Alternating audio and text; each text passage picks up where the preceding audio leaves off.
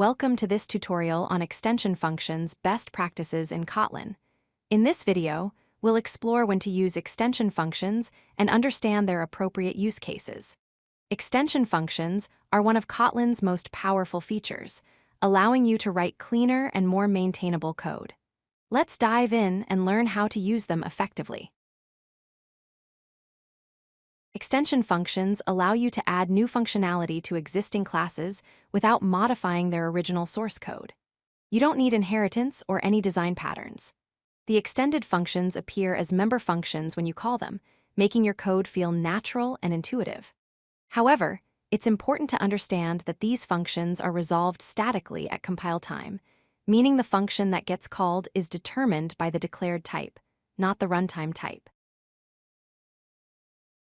Let's look at the basic syntax of an extension function.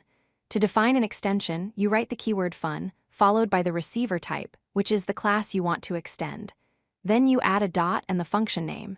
Inside the function body, the keyword this refers to the instance of the class. In this example, we're extending the string class with a function called isValidEmail.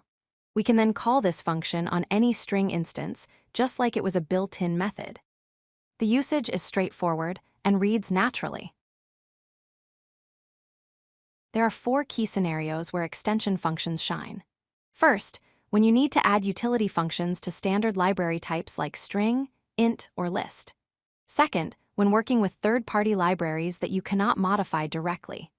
Third, when creating domain-specific language-like syntax to improve code readability. And fourth, when you want to improve code organization and maintain better separation of concerns in your application. These use cases help keep your codebase clean and maintainable. Let's see a practical example of adding a utility function to the string class. Here we're extending string with a function called toTitleCase. This function splits the string by spaces, capitalizes each word, and joins them back together. The usage is simple and elegant.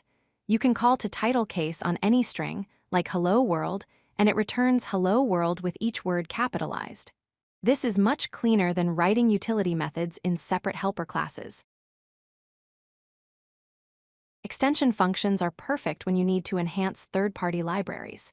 In this example, we're extending the JSON library, which is used for JSON serialization. We've added a function called toJSONPretty that formats JSON output with proper indentation. This allows you to add functionality to libraries you don't own without waiting for library updates or creating wrapper classes. You simply extend the existing class with the behavior you need. While extension functions are powerful, there are situations where you should avoid them. Don't use extensions for core functionality that logically belongs inside the class itself. Avoid them when your function needs access to private members of the class, as extensions can only access public APIs. Be careful not to overuse extensions, as this can lead to namespace pollution and make code harder to understand. Finally, avoid creating member extensions inside classes, as this is considered an anti-pattern and can lead to confusing code behavior. Let's recap the key takeaways from this tutorial. Use extension functions for utility operations on existing types, especially when working with standard library classes.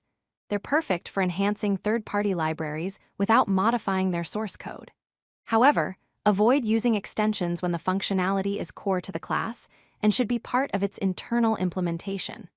Always keep your extensions focused and be mindful of namespace organization.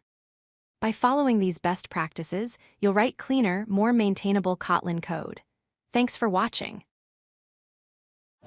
If you like this video, hit that like button and don't forget to subscribe. Visit codelucky.com for more such useful content.